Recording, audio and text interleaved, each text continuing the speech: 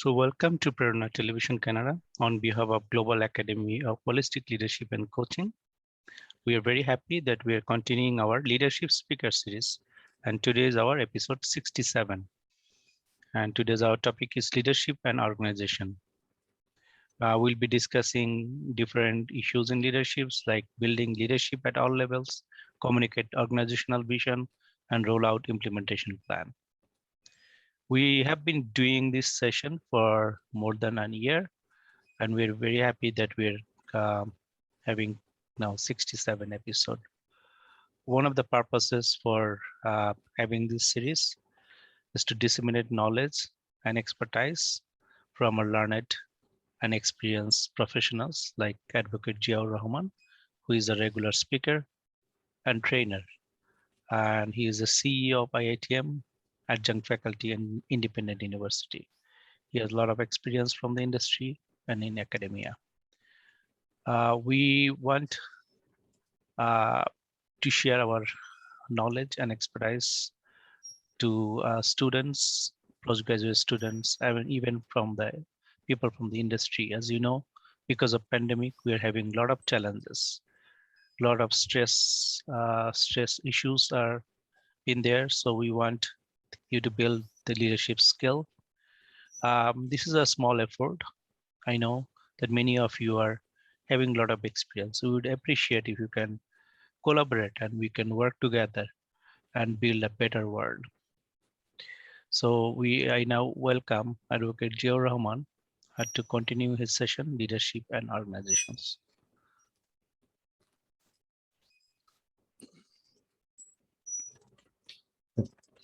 Thank you very much, Edward Probiermondo.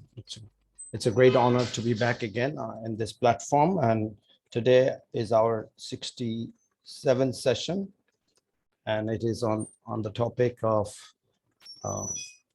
leadership. And just give me a second, leadership and organization. And as we know that for the last 1 year and few months, we have been doing this, and we have covered a number of areas on leadership and organization. Today, I have actually tried to bring in more of the perspective of organization and how we need to frame the organization forward. And by doing so, we are actually engaged in leadership design for the enterprise.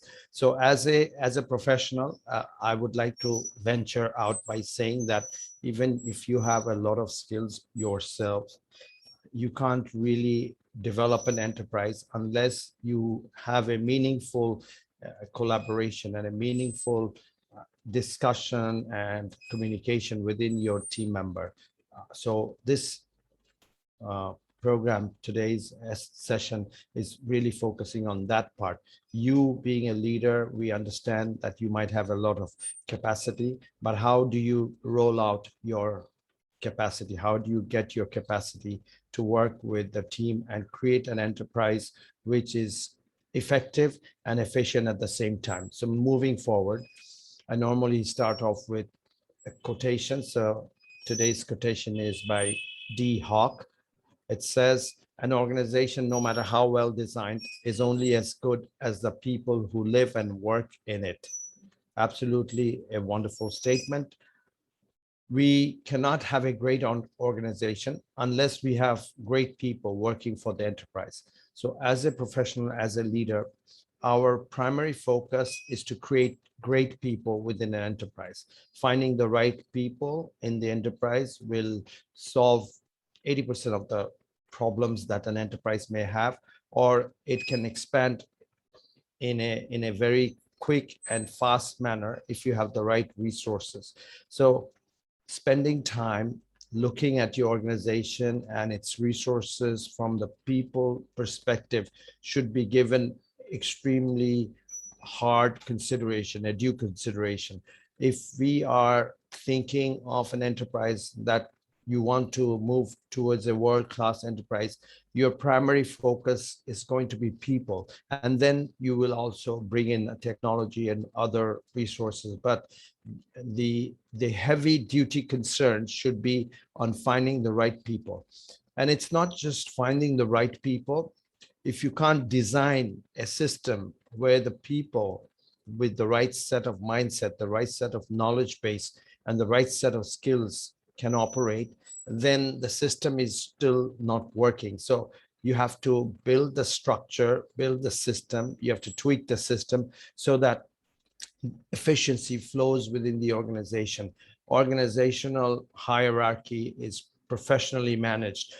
People reporting within the organization are understand their reporting structure, understand their reporting culture, and at the same time, an spirit of passion, energy, dedication, and output is actually running through the organization. So the vibe of the organization is important. The vibe will be created by the right people who would set the tone of the organization. So you are a leader, you will do a certain part within the organization. Specifically, if you're a large organization, as the CEO or as a head of your department, you can only do so much. The rest of the game, the rest of the business development that your organization should be having will be done by your team members. So energizing your people with the right mindset, with the right skill set, with the right perspective is very important. And with that, we will also connect with the vision. And in the slides that are ahead, we'll talk about that. So moving forward, this is by Ralph Waldo Emerson. He says, a good system shortens the road to the goal. Absolutely a wonderful statement. What it entails is that when you have a great plan, when you start executing your plan, things start to evolve nicely. So you have a wonderful plan.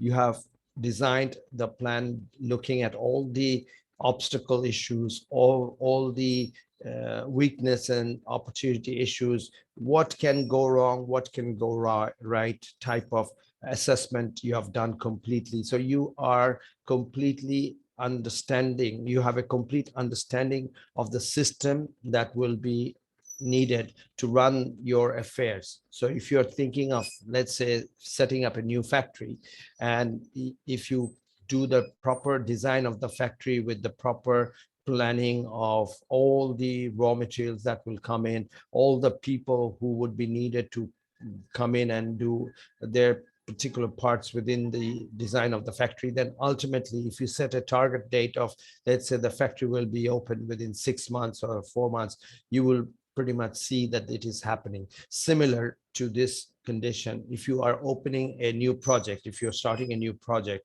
and if everything is planned ahead of time with all the nitty-gritty affairs looked into very carefully, then you have a more or less holistic view of what can go wrong or what avenues through which you need to proceed.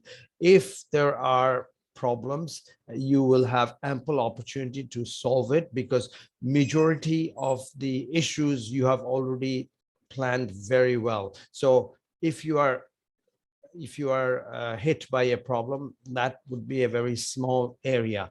Probably very large issues will not rise. So you are in a comfortable position, you are in the driver's seat, and you're proceeding with your organizational setup. This is true for your own personal life as well. If you plan really well ahead of time, then the ultimate outcome would be much better. If you have a lot of activities that you need to do in the next few weeks, and if you pace these activities, if you put some timeline to each activity and the effort that you would be putting in running those activities, then within the next few weeks, you will see things are getting done. But if you don't plan it well ahead of time, then your stress levels will go up and the days will be shortened and your deadlines will arrive, and it will be absolutely you might be absolutely in a jungle of complete mess. So we don't want any of that system to operate around you. So you need a structured system where the activities that you do are well planned, and all the nitty-gritty affairs, if of anything that can go wrong. If you can address them ahead of time, then you will not be surprised by something out from the sky. So that's very important. As a professional, as a senior leader of any organization, we need to follow this path of planning ahead and then executing, so that we are not open to surprises, which surprises might be detrimental to your organization. Moving forward, this is by Larry Bucket. In business, organizations organization is an absolute necessity, not an alternative. What it's saying is that if the business has to do well, then you have to have a proper organization, a proper structure, a proper system in place. If you don't have any of that, then you will not be successful in business. Your business and your opportunity will all be wiped out. You will not be able to capitalize on any future opportunities, and neither you will be running your ship professionally at present. So if your present is bad, if your present is not effective, then your growth will not come about. Your potential as an organization will not come about. So you have to be careful as to plan now, so that you can move ahead with speed, energy, and effectiveness into the future. So your business, your organization has to be very critically designed.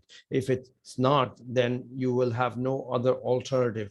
Your success will not be seen. You might be talented, you might have a set of very good talent within your organization, but if the talents don't operate effectively, if there is no synergy, if there is no effective collaboration and communication taking place within your enterprise, then ultimately what are you doing? You have great talent going to waste. So as a professional, as a CEO, or as an entrepreneur, you have to reflect on how to energize your talent, how to get your people to be motivated and move in the right direction, so that the grand vision of your organization is being supported by these people. So as we mentioned, that every game is a team effort in leadership. So it's not just you driving and slaving forward. It has to be a team game and a team effort, and then only your organization will succeed, and succeed brilliantly. So moving forward,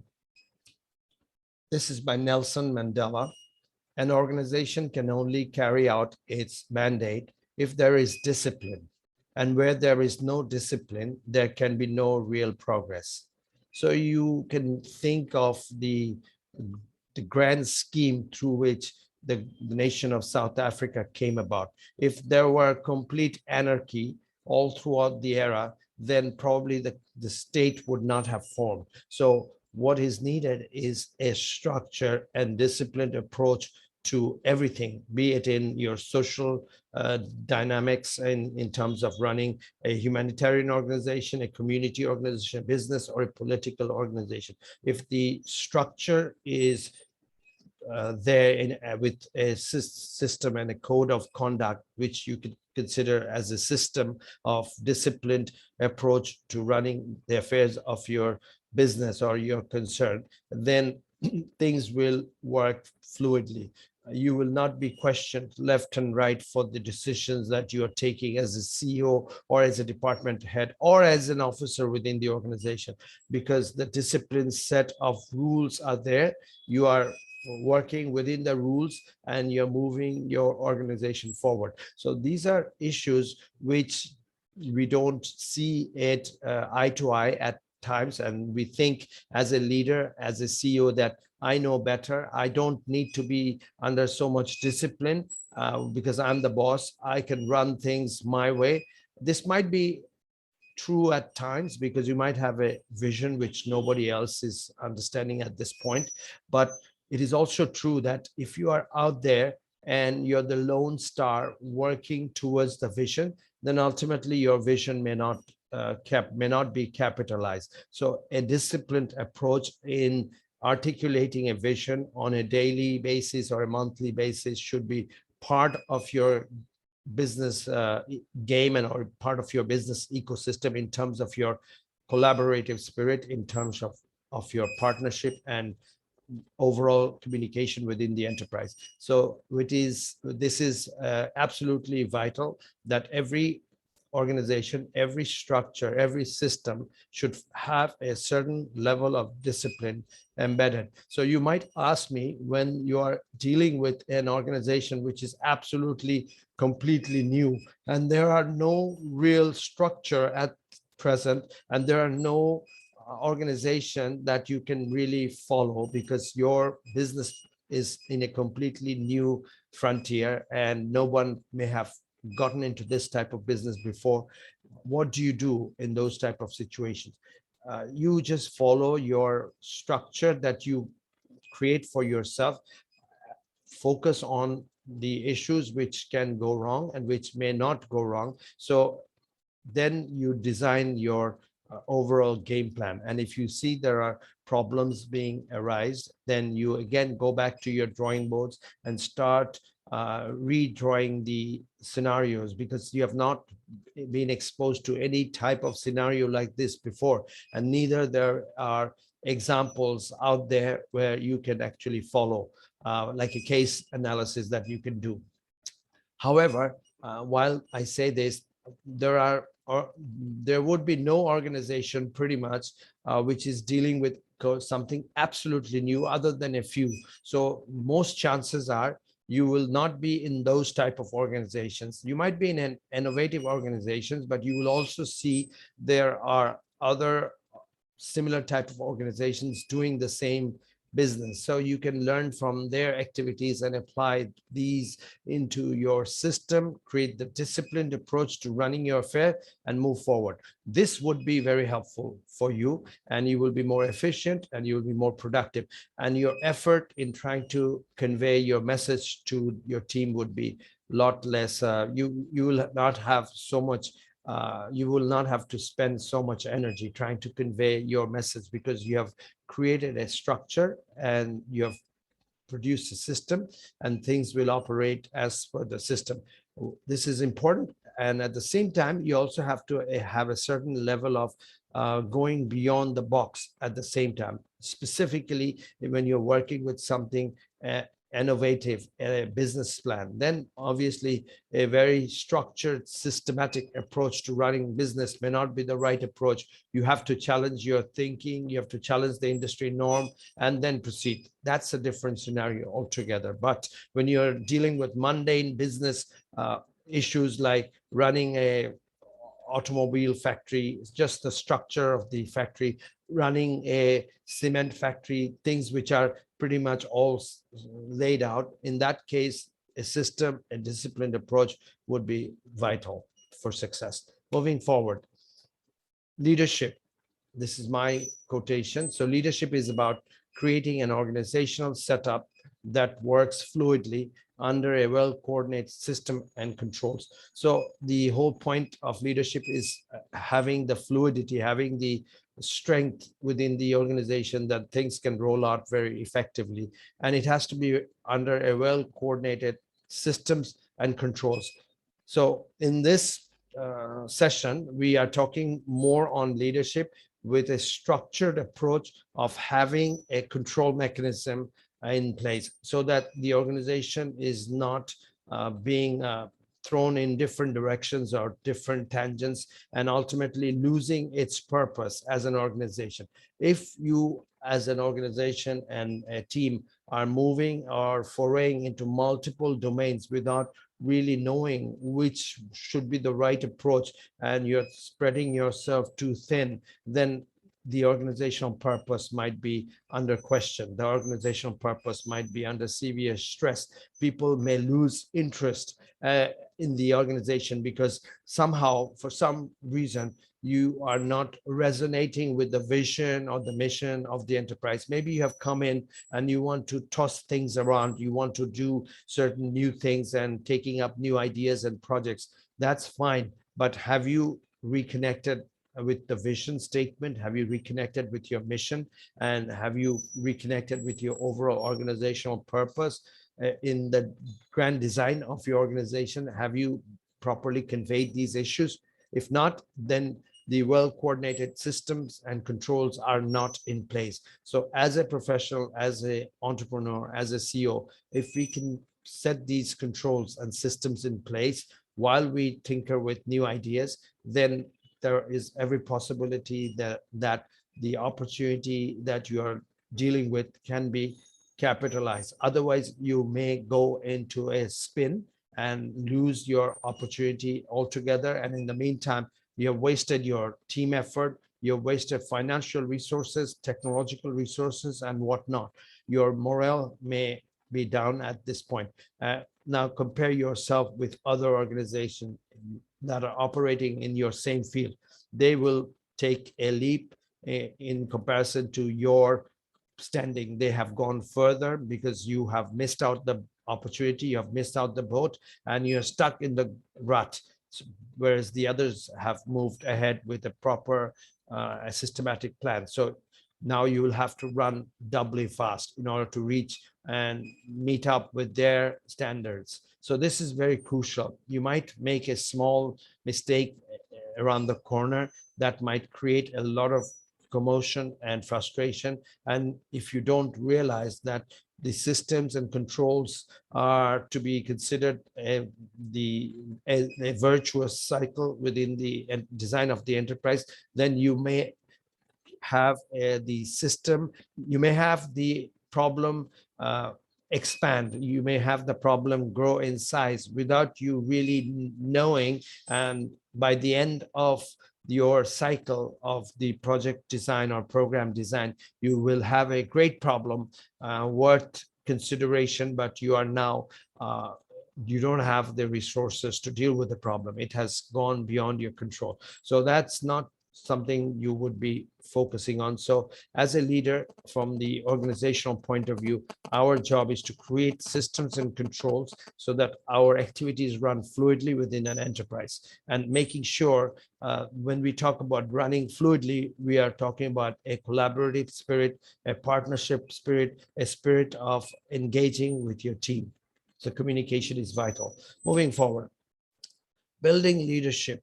We have been talking about all last year on leadership design and building leadership. So we're looking at it like from a slightly different angle. Leadership design is not to be developed only at the top echelon of an organization. You have to be building leadership right from the bottom, from every department. If you can structure some level of leadership, then the enterprise will have a much more dynamic presence. Things will roll out much more effectively because everybody in their particular domain has some level of leadership traits, and they understand the purpose of the organization, and they're well coordinated. So this is very, very important that at an organization level, no matter where you are sitting, you should be inculcating your team members on building their capacity, building their areas of strength, and of course, their leadership and managerial skills. The next one is focus on leaders creating leaders. Another important point. If you're the CEO and if you're thinking that you're somebody special and you're going to drive the organization forward and everybody will follow your structure, it might be true, but there's also a level of risk, an element of risk when you are not really performing. Have you been able to create another leader, so to speak, who can also support you or who can take the helm eventually? So because nobody is here for the rest of their lives into any organization. So there are very few people who would start their career in one organization and finish their career in that organization. So you have to be thinking in terms of creating other leaders within your enterprise. If you can have that mindset, then the organization will be actually doing well because you're sharing your thought process, you're sharing your experience, you're sharing your knowledge and skill set.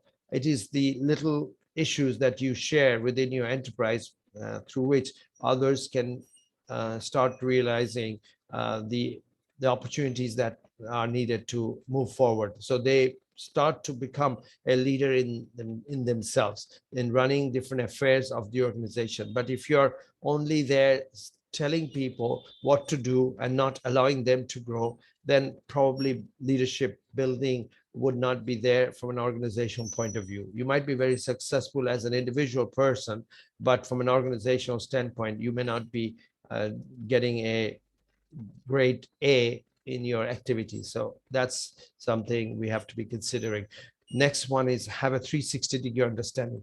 If you have a good understanding of your business ecosystem, all the departments and how the departments are activate themselves, the people within the departments, their overall mindset, etc. If you are running a large organization, this might be very difficult, but at least if you get a reasonably good perspective, then it will be easy for you to design the leadership within your enterprise, because you will know whom to get to do what, and what issues are at play now, and whether you have the right team members. If not, what can you do to make the organization more efficient and effective in those domains by introducing some form of training and leadership development, so that your activity is in that domain is escalated. So these are important issues, because in an organization, if everything is working, but assuming in one bottleneck area things are not working, the entire organization will suffer. So you have to be very careful as to understanding which are the issues which can create a bottleneck condition. So the holistic perspective will help you to formulate the leadership design of the organization. The next one is empower people to take action, hone their leadership skills. This is in line with driving leadership at all levels. You have to make people take decisions. So you're honing their leadership skills. So you're empowering your team members by telling them that, look, this is your game, this is your department, this is your project. I might be the boss of the department, but this is your sub project, or this is a departmental project where you're heading. So I want you to design your potential. I want you to design your milestones and activities so that you achieve our target, which is strategically aligned with our vision. So if you can set the tone in this tempo, then people will start owning the process. People will think that I matter in this business and or in this organization, and I have to come up to speed to develop myself so that I can frame the new design of the enterprise. So you will feel more invigorated, you will feel like a champion, and you will obviously try to do a job well done, because nobody in this world wants to do a job inappropriately. They all want to do something in a good manner, but due to circumstances sometimes it doesn't happen. But if you are being empowered, and if you are feeling that you have the championship spirit, then ultimately your energy will kick in, and your outcome will equally be more effective. So moving forward, all of these will have to be dealt with proper communication at all levels. If you are communicating properly at all levels, then it's a team game, as we say. Your team members are all on the same page. They know what their appropriate strategies are, what is expected of them, what is the enterprise doing, why they are taking this route, and what is the ultimate objective that they would like to achieve. If this is clear as a picture, then you are the grand artist. It's easy for you to draw out the painting. But if you have a mushy idea, you are completely more or less lost, and your departments are in a disarray, then obviously achieving the organizational grand purpose or target or vision, whatever you call it, would not be uh, be coming forth. So maintaining communication at all levels in leadership, maintaining communication with all your stakeholders, people who support your enterprise, should also be considered an important part. So communication leads to passion and energy, and ultimately organizational effectiveness and efficiency. So you have to be careful that we have all of these embedded into the design of leadership for our organization. Moving forward, communicate the organizational vision. This is the most important slide in this presentation.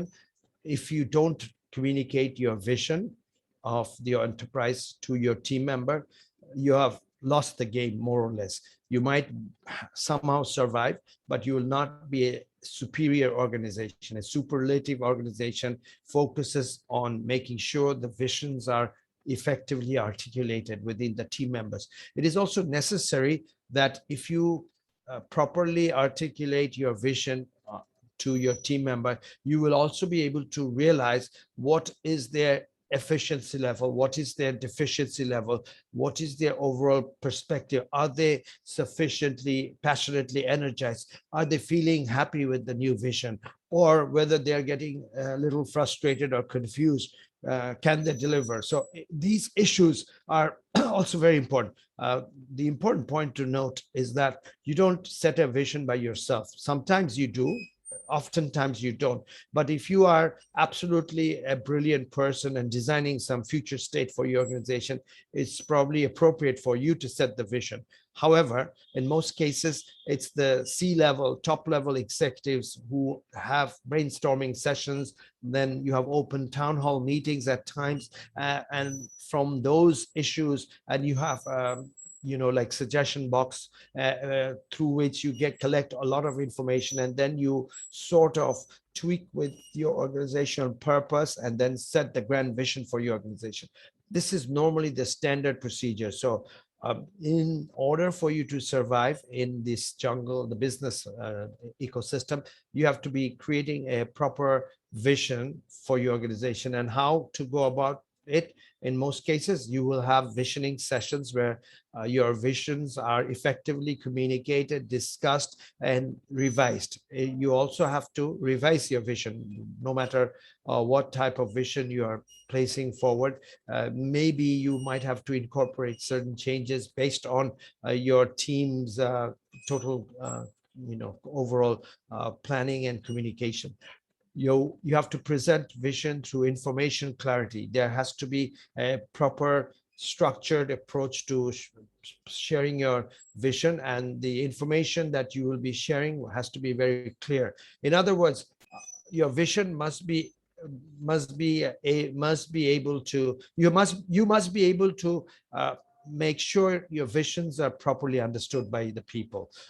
Then sometimes visions are very obtruse. So you might have to break your vision into manageable components. So reduce your vision into manageable units of understanding. And once you can set the units in an understandable fashion, then ultimately the vision, the grand vision, will be properly understood. It's like writing a grand poem. If you can tell your audience that you, in this first part, you will be talking about the history of two people coming together in life, and the next part you will talk about their romantic life, and the last part you might be talking about how they go apart and have a unhappy ending. So if you can do that, then maybe the people within your set of organization would understand the process that you are following, and they will have a better understanding of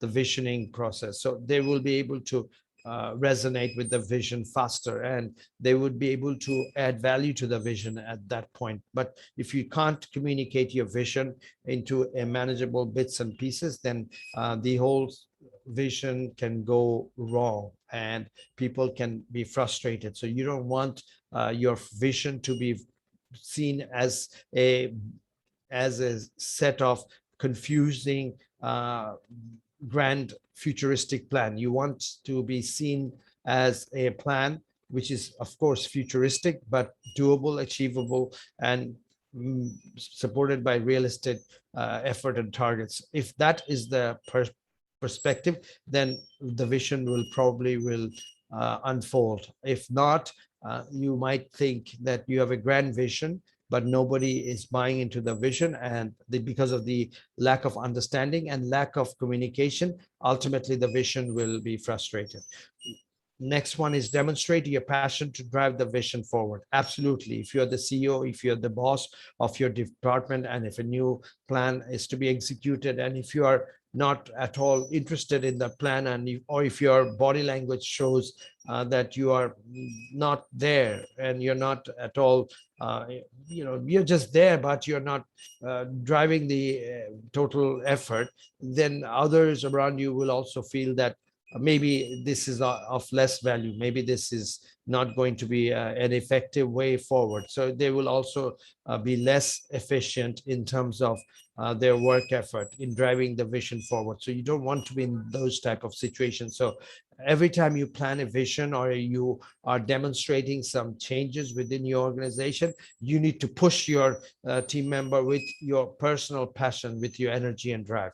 And at not at the end, if you really need to move your enterprise to the next level, the issue of feedback is absolutely vital. So seeking feedback in your visioning process is important, because you might have a grand vision, others may not understand. So if you get feedback from them, then you can re-articulate your vision, or you can alter your vision slightly or somewhat, so that the team members are understanding what needs to be done in the future. So setting the vision and communicating the vision and actually getting people passionate about the vision is 50% of the game, even more. So we have to spend, we have to invest time, energy, and effort in these domains, so that your enterprise is properly understood by the people who are managing your different activities within your organization. So moving forward, the rollout plan of the rollout implementation plan of your vision.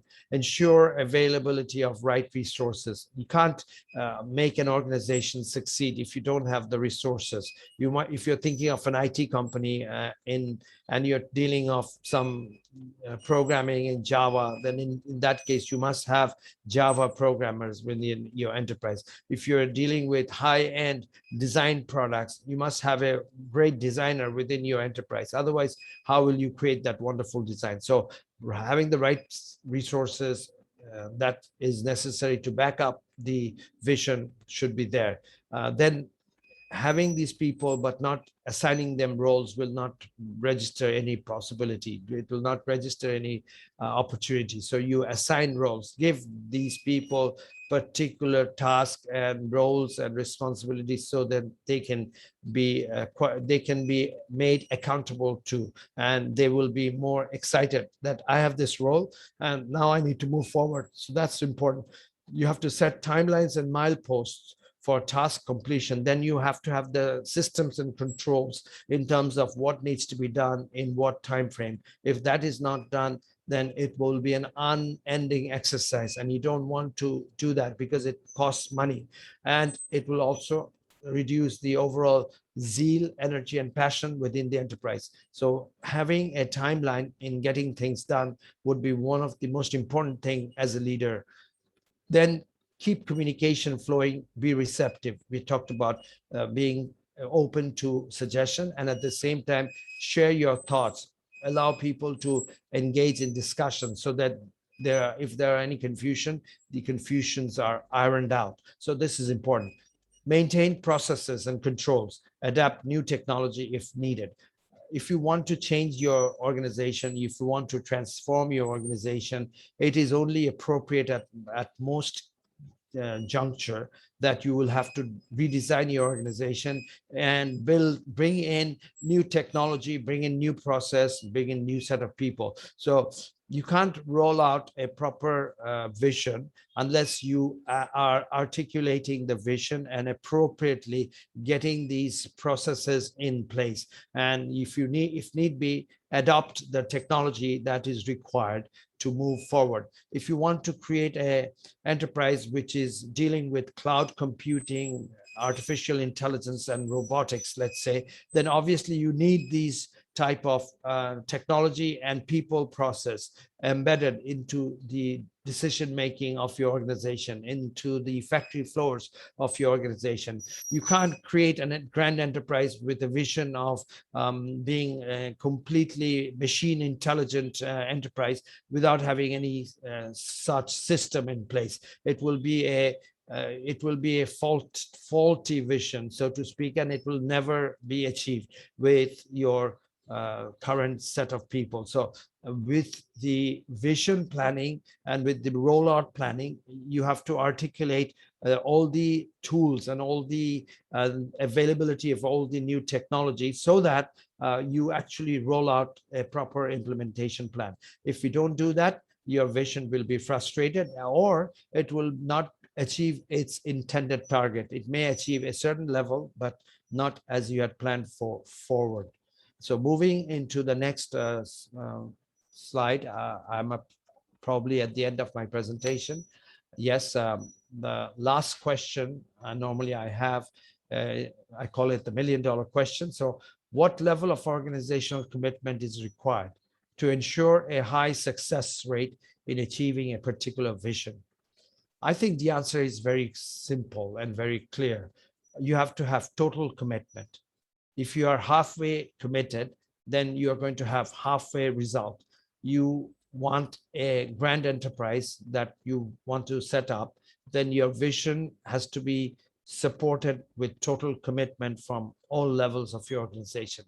You have to be constantly driving the people's mindset towards this vision and making sure they understand the vision. So they have to have very powerful receptors on a daily basis, and they will also have to have a lot of dialogue and communication sessions so that they if they have any questions with regards to their vision, they can articulate it, they can get their question answered, and then ultimately if there are confusion, the confusions can be wiped out with proper information. So I think I would be inclined to say it is a total commitment that your organization should have towards achieving a particular vision. If you don't have a 360-degree and 100% effort in this domain, you will not achieve the grand vision that you have set forth for your organization. You may achieve part of it, but you will not achieve the ultimate outcome. So if you are measuring your success with receiving the ultimate outcome, then and if you are slipping, what is happening is others are may probably overtaking you in this game. So let's say you are a grand real estate company in this part of the world, and your grand vision was to build a rich and dynamic organization so that they can deliver a world-class service to a upper end spectrum of the society. But in order, you have designed this plan, but if you don't put the right tools, the right technology, the right processes, then you will not achieve that target. So the commitment has to be backed by the team effort, backed by all the technology processes, people processes, and a reasonable level of resources, so that you can actually achieve your particular vision and target. So with that, I would like to close my presentation today. I'm Advocate Zia Rahman, adjunct faculty and of IUB and CEO of IITM. Thank you very much and welcome. I welcome you back to our session next week, same time. Signing off from Dhaka, Bangladesh. Thank you. Back to you, Edward Probir-Mondo. Right.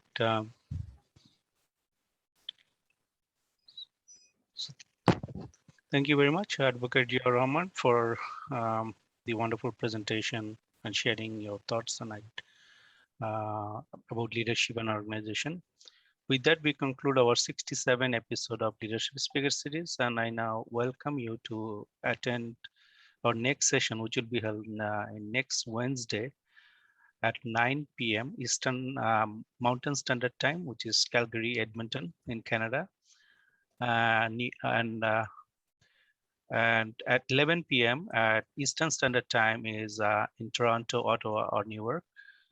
And in Bangladesh, it is on Thursday morning at 9 a.m. And in India, it is 8:30 a.m. on Thursday morning. With that, thank you very much. Stay safe and stay blessed.